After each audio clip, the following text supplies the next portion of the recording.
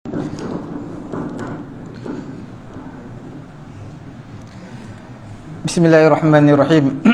Assalamualaikum warahmatullahi ta'ala wabarakatuh. Alhamdulillahi rabbil alamin.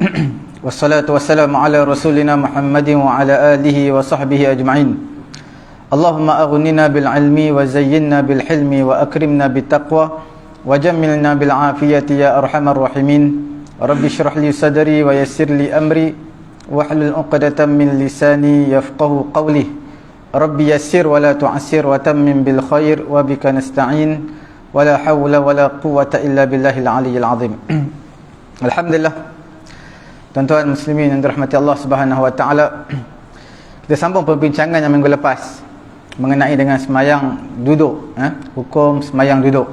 Sebelum itu kita sentuh beberapa perkara yang kita dah bincangkan pada minggu yang lalu. Di antaranya hukum sembahyang berdiri ini adalah wajib. Berdasarkan hadis Nabi menyatakan salli qa'iman fa illam tastati' fa qa'idan. Sembahyang berdiri. Nabi sebutkan berdiri. Kalau tak mampu duduk, kalau tak mampu mengereng sebelah kanan. Jadi ulama sepakat siapa yang tak mampu untuk berdiri maka dibenarkan untuk solat secara duduk. Dan solat tersebut tak perlu diulangi balik. Cukup dikira sah sembahyang tersebut. Dan ada beberapa perkara yang kita sebutkan pada minggu yang lalu mengenai dengan solat yang membolehkan seseorang itu solat duduk. Bukanlah tak boleh berdiri langsung. Mungkin dia boleh berdiri tetapi dia boleh berjalan tapi tak boleh berdiri. Maka orang seperti ini juga dia kena duduk.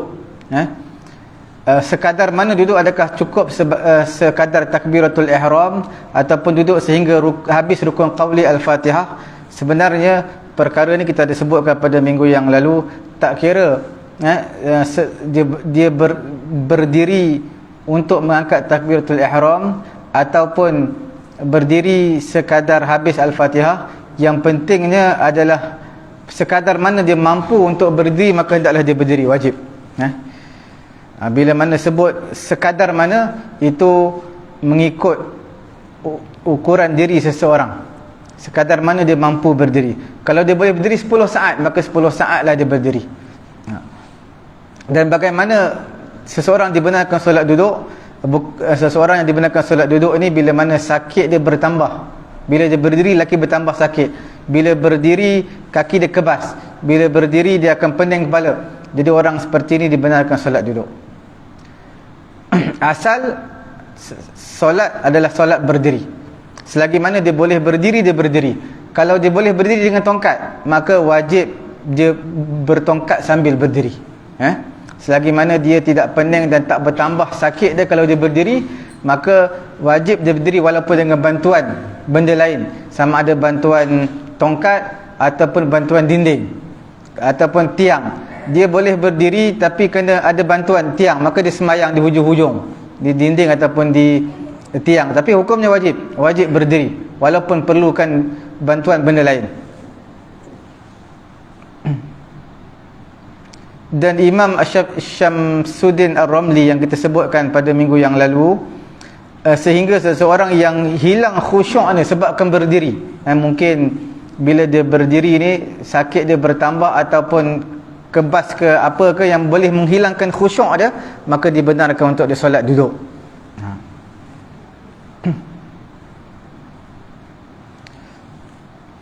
Dan kita sebutkan juga pada minggu yang lalu mengenai dengan solat di atas kerusi. Solat yang terafdal adalah solat duduk iftirash.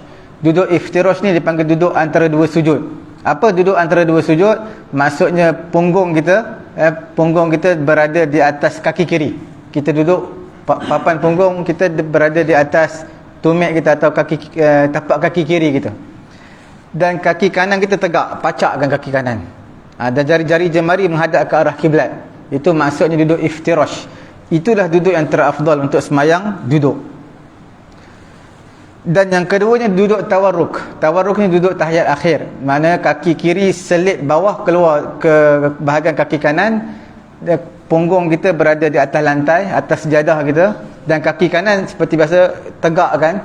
jari jemari menghadap ke arah kiblat. Kaki kanan tegak dan jari jemari menghadap ke arah kiblat. Itu duduk tawarruk nombor 2. Dan yang ketiga duduk dipanggil duduk tarabbuk. Duduk tarabbuk ni duduk bersila lah. Tidak kira lah bersila kaki kanan atas kaki kiri atau kaki kiri pada atas kaki kanan. Duduk tarabbuk, duduk bersila, ini jatuh nombor 3. Dan kerusi, sembahyang di atas kerusi, level dia sama dengan level nombor 3 ni. Duduk tarabbuk, duduk bersila. Yang afdal adalah duduk bawah, duduk iftirash.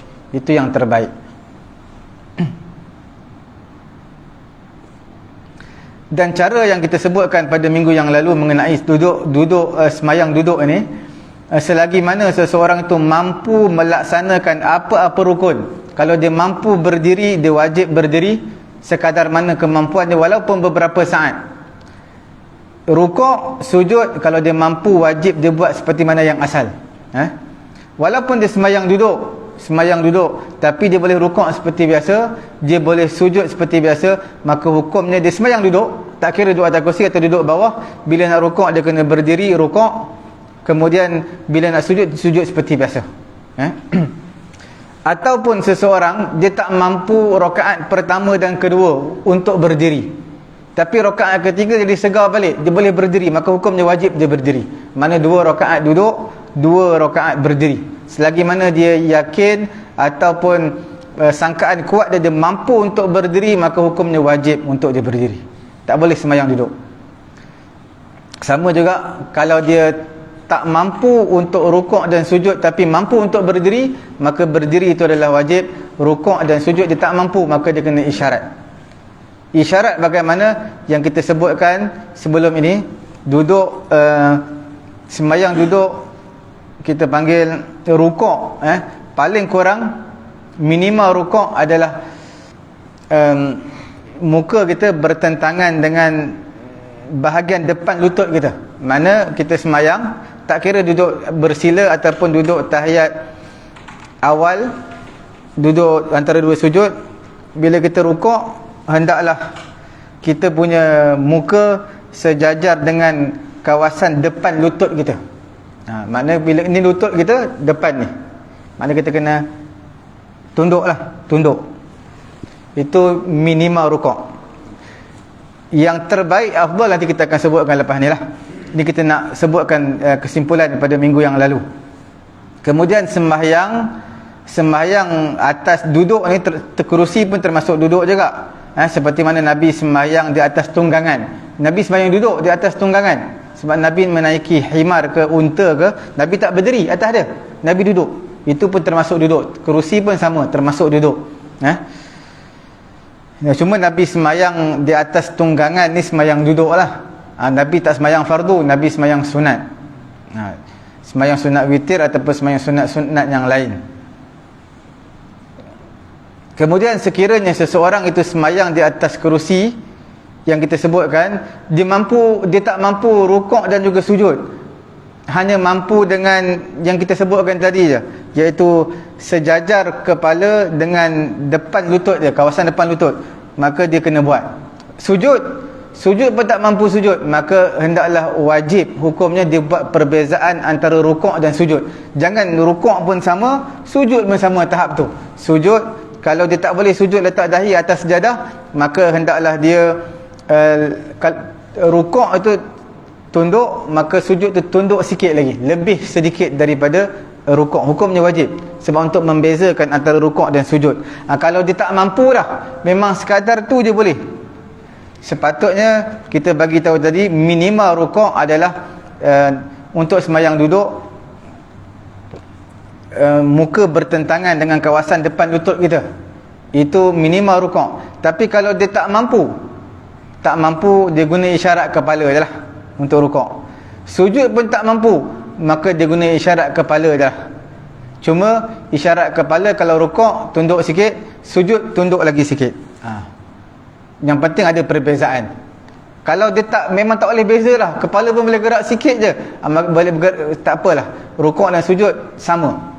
Ataupun dia boleh bergerak, rukuk aja tahap tadi tu yang muka setentang dengan depan lutut, itu rukuk, itu juga sujud. Sebab itulah sekadar kemampuan dia.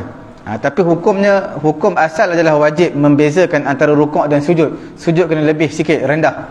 Tapi kalau tak mampu,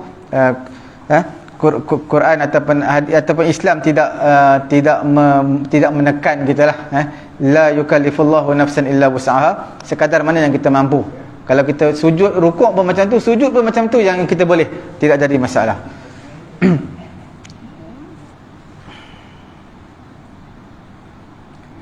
Tapi kalau seseorang itu dia mampu untuk rukuk sujud seperti biasa, tapi dia buat rukuk guna isyarat tadi ya, mana dia boleh rukuk seperti biasa, tapi dia rukuk guna yang kita bagi tahu tadi, seperti semayang, dia semayang duduk, tapi rukuk boleh buat seperti biasa, tapi dia rukuk yang kita bagi tahu tadi, minimal antara muka menghadap ke, mestilah sejajar dengan kawasan depan lutut.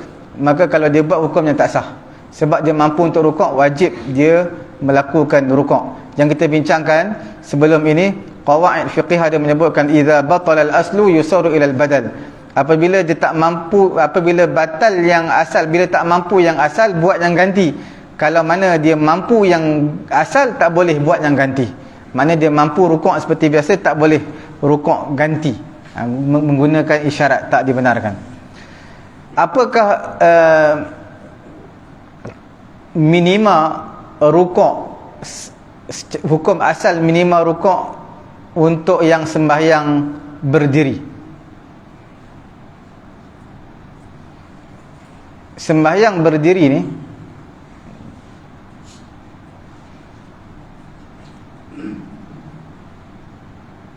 sembahyang berdiri, rukuk, minimal rukuk adalah kita tundukkan badan sekira-kira tapak tangan sampai ke lutut. Itu minimal rukuk. Jadi bila mana seseorang itu qiyam dia bongkok, dia bongkok sehingga bongkok dia sekira-kira sampai tapak tangan ke lutut, dia punya bongkok, maka hukumnya tak sah. Sebab itu bukannya qiyam, itu namanya rukuk. Itu nama sekurang-kurang rukuk. Seminimal rukuk adalah begitu. Rukuk yang sempurna adalah rukuk kita panggil tulang belakang kita rata. Itu rukuk yang sempurna lah. Tapi bagi orang yang memanglah bongkok dan memang dia tak boleh berdiri tegak lah, itulah rukuk dia, itulah qiyam dia. Dia berjalan pun macam tu, macam orang rukuk. Dia qiyam pun macam tu, tidak jadi masalah. Ini maksud saya orang yang mampu untuk qiyam, tapi dia memang suka bongkok. Dia boleh berdiri tegak, tapi dia memang suka bongkok. Bila mana suka bongkok, semayang pun bongkok juga. Bila bongkok yang mana sampai tangan ke lutut dia, maka pada ketika itu tak sah, dia kena berdiri tegak. Bila berdiri tangan tak sampai ke lutut, maka itu nama dia qiyam. Tapi yang qiyam yang tak sempurna lah. Qiyam sempurna berdiri tegak. Dalam satu riwayat daripada Sahih Bukhari, daripada sahabat Nabi SAW yang bernama Uhban bin Aus radhiyallahu taala anhu, yang sujud dengan meletakkan bantal di bawah lutut dia. Dia sujud tapi dia letakkan bantal bawah lutut dia. Idza sajada ja'ala tahta rukbatihi wisadatan. Bila dia sujud, dia letakkan bantal bawah lutut dia. Kemungkinan dalam Fathul Bari menyebutkan kemungkinan dia buat begitu sahabat Nabi ini kerana dia sudah tua. Bila sudah tua, minyak grease lutut ni dah habis, kering. Jadi fakana yashuqqu alaihi tamkinu rukbatihi, dia tak boleh untuk bergantung kepada lutut dia ketika mana dia nak sujud. Bila sujud, lutut kita main peranan juga untuk tekan, tapi dia tak boleh bila dah tua, lutut sakit. Maka pada ketika itu dia letakkan bantal bawah lutut dia, bantal yang lembut lah, sekira-kira tidak rasa sakit lutut dia. Kalau dia semayang tak letak bantal bawah lutut dia, bila dia sujud, sama ada kerana lutut dia tu habis minyak grease dia, ataupun lantai tu keras yang menyebabkan sakit lutut dia, maka pada ketika itu dia letakkan bantal. Hukumnya wajib letak bantal. Sujud seperti biasa, dia tak boleh sujud guna isyarat. Dia tak boleh sujud guna isyarat rendah daripada rukuk. Tak boleh, sebab dia mampu untuk sujud. Cuma sujud dia perlu bantuan. Macam berdiri tadilah, dia mampu berdiri, Cuma berdiri guna tongkat wajib bertongkat dan berdiri qiyam. Nah, sama juga dengan sujud, dia boleh sujud, bukan tak boleh, tapi dengan bantuan bantal letak bawah dia, ataupun apa-apa lapik kaki yang dekat pelipat lutut tu, dia boleh letak kat sini bagi tebal sikit, dia boleh sujud, maka hukumnya wajib. Dia tak boleh sujud menggunakan kena guna yang asal sujud, iaitu meletakkan dahi di atas sejadah. Diwajibkan bagi orang yang mampu rukuk tetapi tidak mampu untuk sujud. Dia mampu untuk rukuk tapi tak mampu untuk sujud. Dan sujud dia hendaklah dalam bentuk rukuk, dengan menundukkan kepala lebih daripada hak kesempurnaan rukuk sekiranya mampu. Bila mana dia rukuk boleh seperti biasa, maka rukuk seperti biasa. Sujud tidak boleh, maka dia kena isyarat, tunduk je lah, tunduk kepala dia. Tapi kalau rukuk pun tak mampu, sujud pun tak mampu seperti biasa, yang kita bagi tahu tadilah, rukuk sekadar mana sejajar kepala muka dia dengan kawasan depan lutut dia. Kemudian sujud dia kena depan lagi, kena tunduk lagi, tunduk lebih rendah pada rukuk lah. Dan perkara ini sebenarnya Imam Syamsuddin Ar-Ramli menyebutkan dalam kitab fiqh dia, kitab fiqh mazhab Syafi'i, Nihayatul Muhtaj. Dia menyatakan walau qadara al-musalli 'ala ruku' faqat. Kalau seseorang yang sembahyang dia mampu untuk rukuk saja, qararahu lis-sujud, dia sekadar rukuk je boleh. Makna sekadar mana minimum rukuk, sekadar itu saja yang dia boleh. Maka sujud pun dia buat benda yang sama. Makna seolah-olah dia rukuk dua kali, sebenarnya rukuk sekali, tapi sujud dia sama seperti rukuk. Wa man qadara ala ziyadatin ala akmalir rukuk, kalau dia boleh tambah, makna tunduk sikit lagi, lebih daripada kesempurnaan rukuk, kalau dia boleh tunduk sikit lagi, maka pada ketika itu ta'ayyan tilka ziyadah, maka hukumnya wajib, menjadi fardu ain kepada dia, wajib dia tundukkan kepala dia lagi, untuk membezakan antara rukuk dan juga sujud. Itu hukumnya wajib.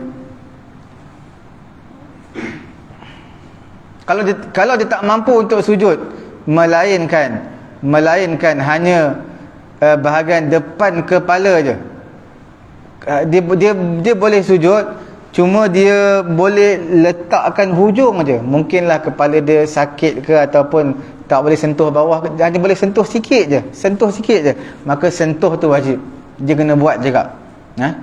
Kalau dia boleh, sepatutnya kita sujud. Sekira-kira kalau kita letak kapas tadi akan kempis dengan sebab tekanan daripada kepala kita lah.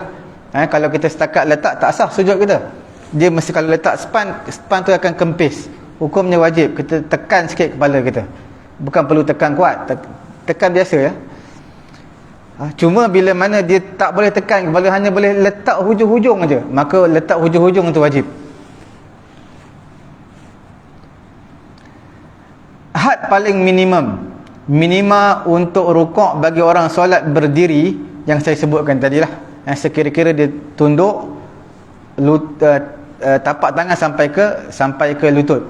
Itu minima untuk solat berdiri. Minimal solat rukuk, solat duduk yang kita bagi tahu tadi, muka sejajar dengan depan lutut kita.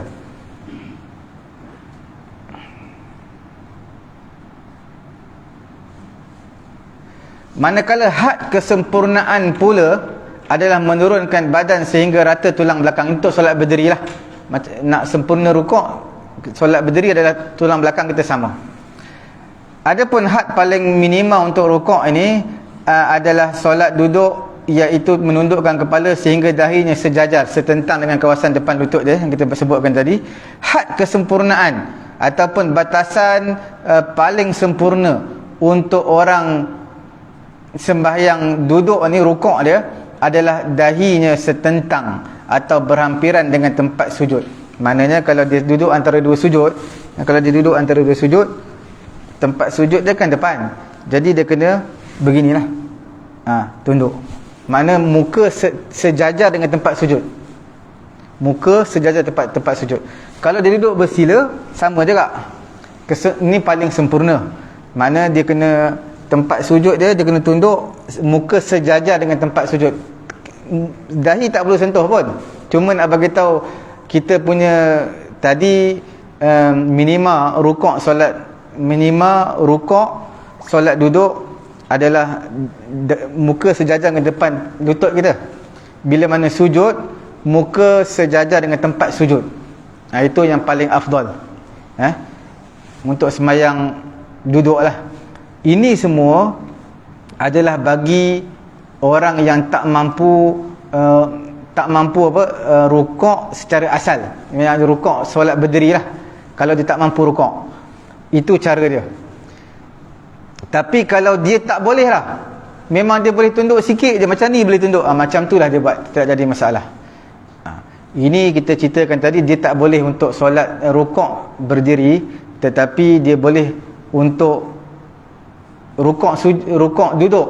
Tapi bila rukuk sujud, dia ada minimum rukuk dan juga maksimum, iaitu yang paling sempurna.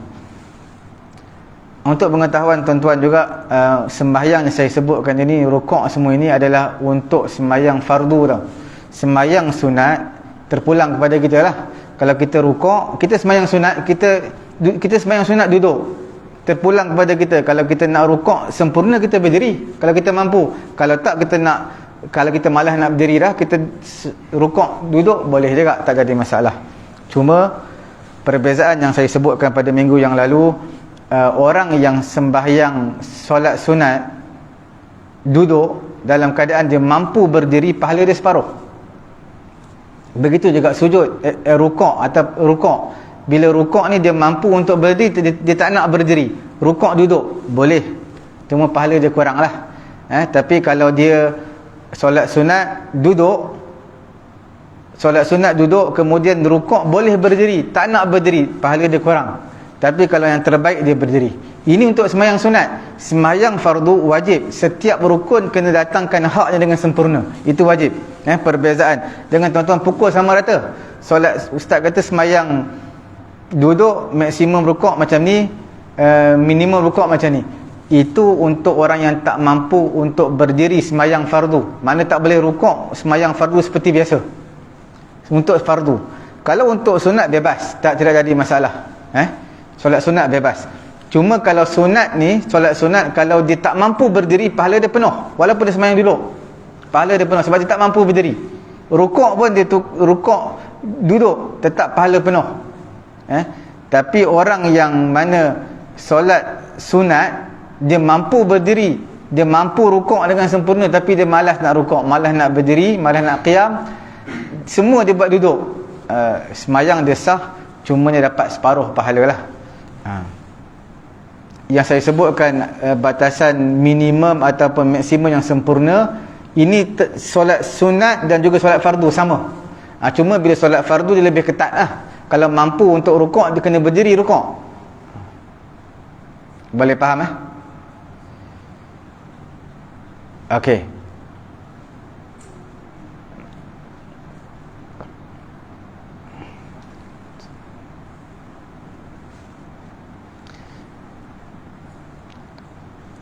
Cuma persoalan di sini, adakah wajib dia tangkis? Tangkis ni dalam bahasa Arab. Tangkis bermaksud tangkis ni adalah bermaksud punggung kita, bahagian belakang punggung kita itu lebih tinggi daripada kepala kita. Kalau kedudukan biasa, kepala lebih tinggi daripada punggung kita. Bila mana kita sujud, kepala lebih rendah daripada pinggang ataupun punggung kita. Itu dipanggil tangkis. Persoalannya, tangkis ini wajib ataupun tidak, iaitu menjadikan punggung lebih tinggi berbanding kepala dia. Untuk gambaran di atas, gambaran yang kita sebutkan tadi, adakah wajib tangkis ini? Maka jawapannya adalah tidak wajib, kerana sudah hilang bentuk sujud yang asal. Ya, maksud tangkis iaitu kepala kita sujud, bentuk asal dia kepala mestilah rendah daripada punggung. Kalau seseorang tu semayang kat mana? Dekat tengah-tengah tangga. Masjid penuh sembahyang Jumaat, sembahyang atas tangga. Tapi sujud dia, sujud tangga yang keempat atas, kaki dia duduk belah bawah, punggung lebih rendah daripada kepala. Kepala dia sujud lagi tinggi kepala, maka tak sah, itu bukan nama sujud. Sebab tidak memenuhi tangkis. Tangkis ini adalah bahagian pinggul atau bahagian punggung lebih tinggi daripada bahagian kepala. Cuma bila semayang duduk, kita tak boleh nak tangkis ni. Itu bahagian punggung tak boleh tinggi daripada kepala kita. Maksud punggung lebih tinggi daripada kepala untuk sujud adalah sujud yang asal. Sujud seperti biasa, letak dahi atas sejadah. Bahkan hanya wajib untuk menurunkan badan pada membezakan sahaja antara rukuk dan sujud, sekira dia mampu. Yang kita sebutkan tadi, yang penting rukuk dan sujud ni wajib dia bezakan. Kalau rukuk tunduk, sujud tunduk sikit lagi. Itu bagi yang mampu. Yang tak mampu dia buat sama aja. Rukuk dan sujud sama. Perkara ini telah disebutkan oleh Imam Ibrahim Al-Baijuri dalam Fathul Qarib, Syarah Fathul Qarib, dalam kitab fiqh mazhab Syafi'i lah. Disebut juga dalam Khatib Syirbini dalam Al-Iqna'. Dia menyebutkan fa in amkanahu sujud ala nahwi wisadah yadha'uha tahta jabhatahu ma'an tankis lazimahu li husul hay'ati sujud bidzalik. Dia boleh sujud tau, tapi dia kena letak bantal. Dia mungkinlah dahi dia cedera ke ataupun luka ke apa, kita tak boleh sujud. Sujud kena tempat yang lembut, bantal. Kena letak bantal depan, dia sujud atas bantal tu baru boleh sujud. Kalau tak boleh sujud. Maka pada ketika itu wajib diletakkan bantal depan dia, sujud. Kemudian tangkis tadi wajib ataupun tidak? Wajib lah. Sebab mana? Sebab bila mana sujud, dahi kita sentuh di atas sejadah ataupun atas bantal, maka pada ketika itu dipanggil rupa sujud yang asal. Bila rupa sujud yang asal, maka tangkis yang kita kata punggung lebih tinggi daripada kepala itu wajib. Sekiranya punggung tak tinggi daripada kepala, maka pada ketika itu sembahyang dia tidak sah. Sujud tak sah. Bila sujud tak sah, sembahyang tak sah. Tapi kalau dia letak bantal terlampau tinggi sehingga dia sujud tu tak berlaku tangkis, mana dia letaklah 5-6 bantal depan dia, dia sujud atas bantal, bila sujud atas bantal punggung tak tinggi daripada kepala, maka hukumnya tak sah. Dia kena sujud yang tempat yang rendah lah, bantal yang rendah. Ini bagi orang yang boleh sujud. Cerita ni bagi siapa? Bagi orang yang boleh sujud. Kalau dia tak boleh sujud, maka tak boleh sujud seperti yang kita bagi tahu tadi, ikut atas kemampuan dia lah. Dia tunduk lebih sikit daripada rukuk.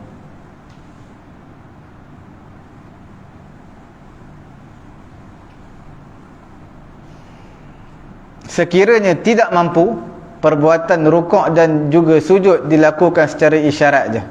Isyarat, tak kira isyarat kepala ataupun isyarat mata.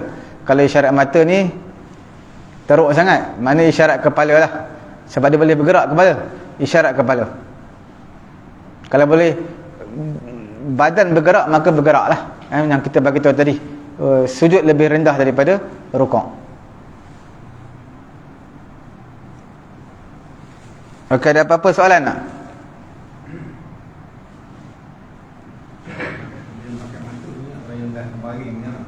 Yang terbaring tu dia sembahyang guna, kalau kepala boleh bergerak, dia guna kepala lah. Mana baring-baring juga. Tapi bila rukuk dia sujud sikit, Allahu Akbar. Dia rukuk dia tunduk sikit, sujud dia tunduk sikit lagi, kemudian bangun. Itu kalau dia boleh gerak kepala. Kalau tak boleh gerak kepala ni, dia guna mata lah. Mata pejam untuk qiyam, kemudian buka untuk rukuk, pejam balik sami Allahu liman hamidah, kemudian sujud. Dia buka celik, buka tutup macam itulah mata dia. Yang terakhir lintasan hati ialah lintasan hati semayang. Tapi itu dah teruk sangat. Ustaz, yang masa sujud tu alas bantal lutut. Lutut, Dia maknanya ada pengecualian, ingatlah yang anggota sujud yang usul pecah. dia sujud anggota 7. Nabi kata umirtu, aku diperintahkan untuk sujud di atas 7 anggota. 7 anggota. Maksud 7 anggota tadi 2 tapak tangan, 2 lutut, kemudian 2 jari jemari kaki kita, kemudian dahi kita, 7. Maksud lutut kita tak atas bantal, dia bantal tu hukum dia seperti lantai juga, sama. Yang penting lutut, mana kita bergantung pada lutut. Tangan kalau perempuan dia semayang atas telekung dia semayang atas telekung, makna tangan bukan bawah telekung, atas telekung. Sebab telekung dia labuh, jadi dia semayang letak tangan atas telekung, sah. Walaupun berlapik atas tudung dia, sah. Bagi orang yang mana sujud, dia sujud tapi dia punya ekor serban bergerak sampai tertutup dahi dia, tertutup dahi, maknanya dia sujud bukan atas sejadah, atas ekor serban dia. Dalam mazhab Syafi'i kita tak sah. Mazhab Syafi'i lah. Dalam mazhab Hanafi sah. Dalam mazhab Hanafi sah sebab dia sujud di atas benda yang bersambung. Itu untuk dahi. Lutut memang wajib tutup. Sebab apa? Kalau lutut terbuka memang tak sah sembahyang dia. Lutut memang wajib terbuka. Tangan tidak wajib, makna tak semestinya kena sentuh sejadah. Kalau lapik dengan tudung ke lapik dengan apa, pakai sarung tangan ke apa, sah, tak jadi masalah. Bantal pun sama, letak bawah lutut boleh, sah. Kita semayang letak bantal, dahi kita tak atas bantal, kita beritahu tadi, sah. Ataupun tangan kita sakit, sujud letak bantal letak tangan atas bantal, sah juga, tak jadi masalah, sah. Cuma perbezaan yang saya bagi tahu tadi adalah ketika mana sujud boleh berlapik tangan kita. Kalau sujud pun kaki kita boleh berlapik, boleh pakai stokin, tak ada masalah, sama macam tangan. Tapi ke dahi dalam mazhab Syafi'i kita tak boleh berlapik. Nak berlapik boleh, tapi hendaklah dia berpisah daripada pergerakan kita. Makna kita kalau simen tu panas sangat, contoh kita sembahyang kat Mekah ke apa, musim Zuhur, musim panas, simen tu panas. Jadi kita nak kena ada benda lapik. Jadi kita ada kain apa, selendang ke apa, kita pun time nak sujud kita lepaskan letak depan, kemudian kita sujud atas selendang, boleh. Sebab dia bergerak bukan sekali dengan kita. Makna dia tak bergerak sekali. Kalau macam serban bergerak sekali kita, dia bergerak sekali. Kalau kain tu dia terpisah daripada kita, boleh. Kalau ada sapu tangan ke tisu sapu tangan besar, kita nak sujud sebab panas simen tu, kita lempar kat bawah, kita letakkan pun boleh, letak, kemudian kita sujud atas dia, tak apa.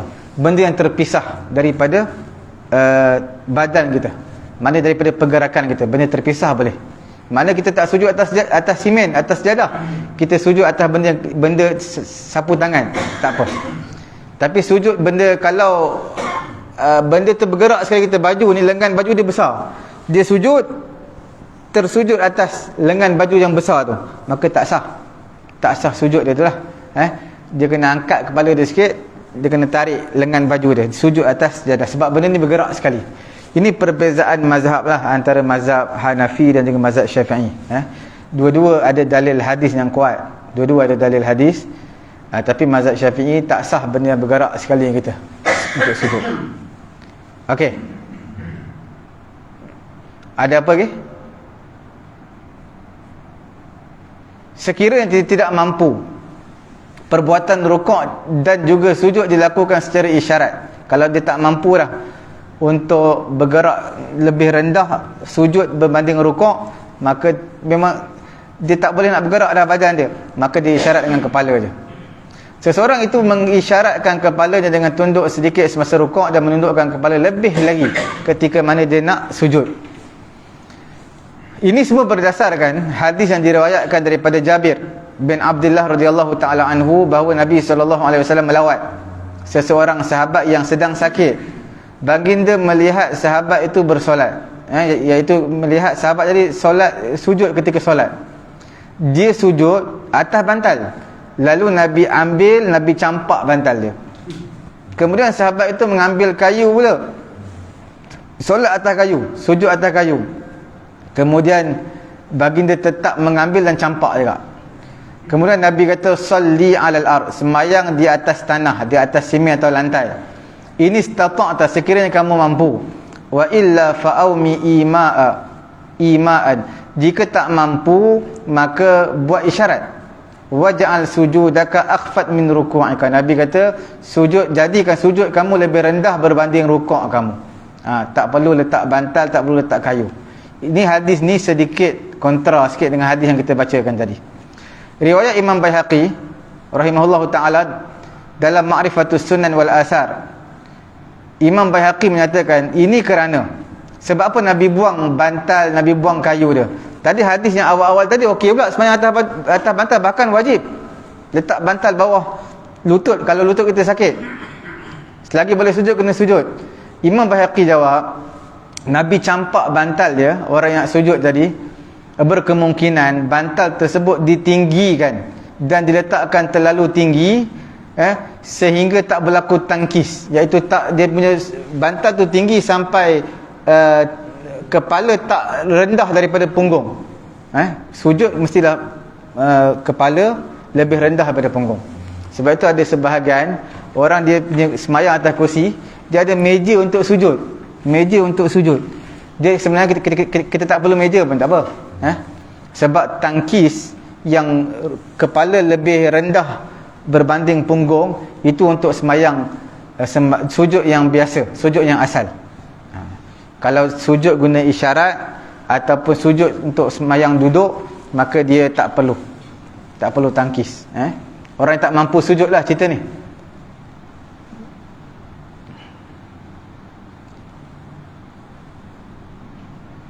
Ustaz, ya, saya ni masalah pelipat ni tadi.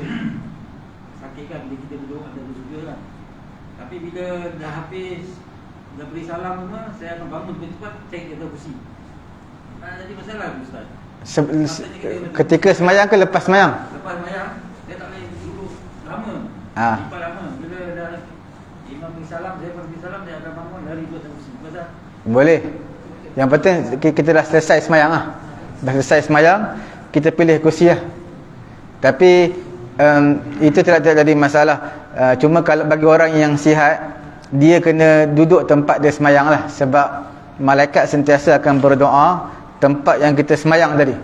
Selagi kita tak pindah tempat, malaikat akan doa untuk kita, Allahumma ghfir lahu warhamhu. Malaikat sentiasa doa selagi mana kita tak batal wuduk dan selagi mana kita berada di tempat semayang. Tapi kalau orang yang sakit lutut, tak apalah, dia boleh berdiri. Boleh berdiri, duduk kat belakang, duduk atas kursi. Tapi untuk orang yang sihat, dia kena kekal kat tempat dia lah. Fa'in ajaza, Imam Romli kata sekiranya seseorang itu dia tak mampu untuk sujud, maka dia isyarat dengan kepala dia. Yang penting sujud lebih rendah berbanding rukuk. Dalam kitab Nihayatul Muhtaj yang kita sebutkan tadi, orang yang tidak mampu tangkis, iaitu kepala lebih rendah berbanding punggung, kerana ada sebab, iaitu sakit ke, sakit pinggang ke, sakit ataupun apa-apa sakit lah, maka sujudnya tetap sah. Dia bukan tak nak sujud kepala lebih rendah berbanding punggung, tapi pinggang dia sakit sangat, dia tak boleh berlaku tangkis, maka pada ketika itu tak jadi masalah. Sekiranya ada sebab, ataupun ada keuzuran, maka semayang sujud dia sah walaupun tak berlaku tangkis. Dalam Fathul Mu'in, dalam kitab fiqh Fathul Mu'in ada menyebutkan sekiranya seseorang itu ada sakit yang tak memungkinkan untuk dia sujud yang berlaku tangkis, maka sujud sekadar dia mampu je lah, tidak perlu tangkis, kepala tak perlu rendah daripada punggung.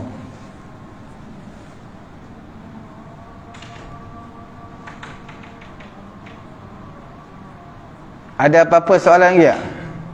Ustaz, semayang duduk atas kursi ni, kalau masyarakat kedua tiga para kita lebih kena berdiri. Kena berdiri. Kena berdiri. Mana-mana. Kalau dia duduk je lah. Tak boleh.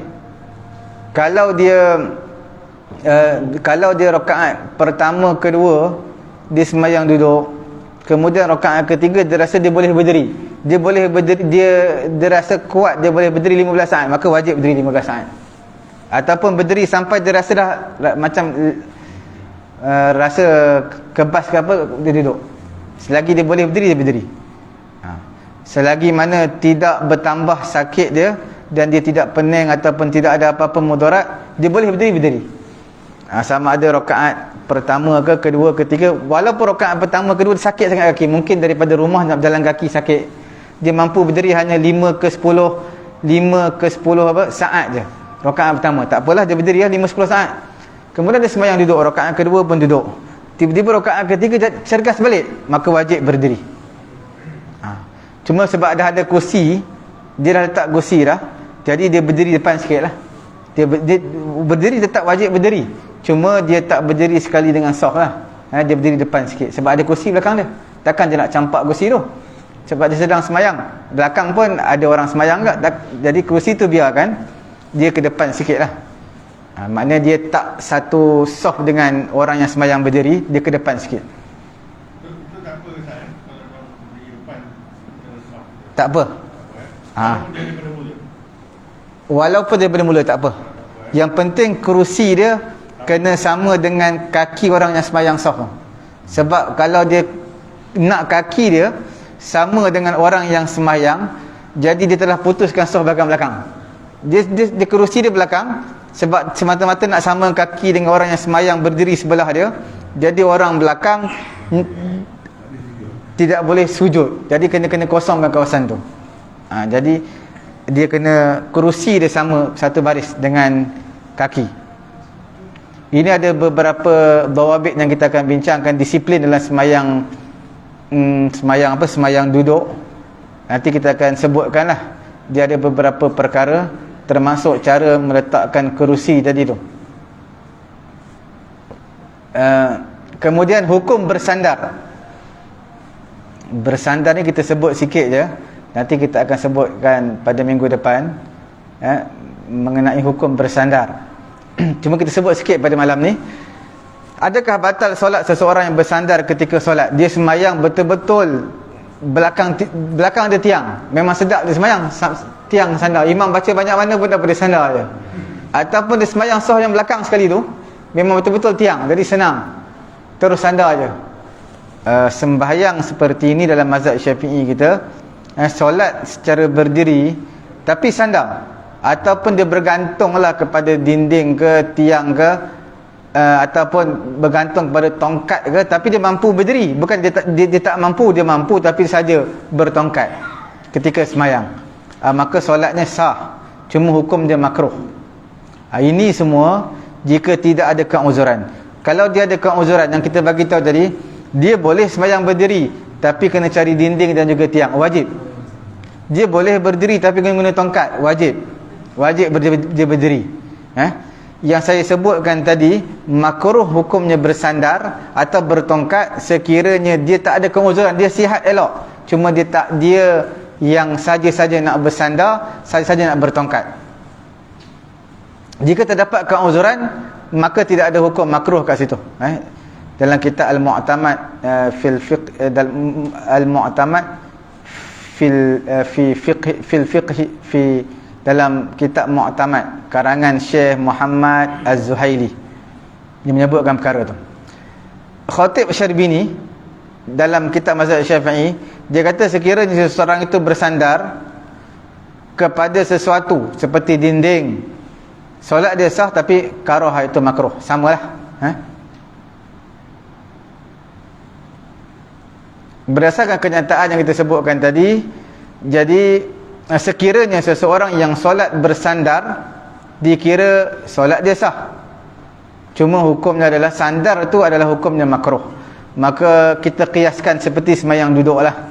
Semayang duduk, kerusi sepatut duduk atas kerusi, tapi kerusi dan tempat sandar, dia sandar sekali sambil semayang.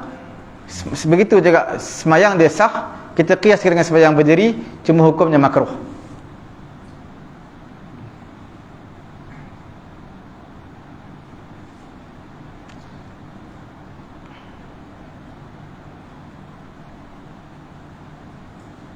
Okey.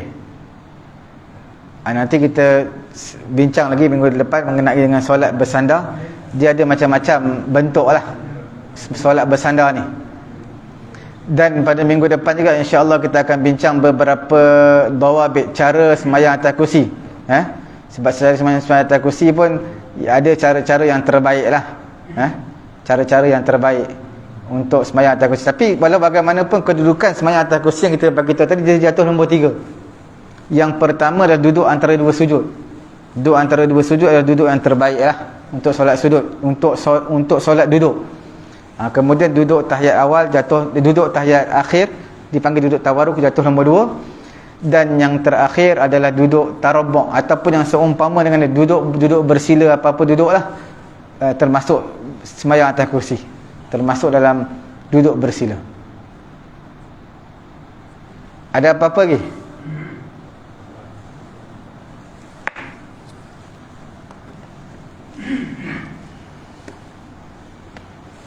Kalau tak ada apa-apa, minggu depan insya-Allah last kot untuk solat duduk lah.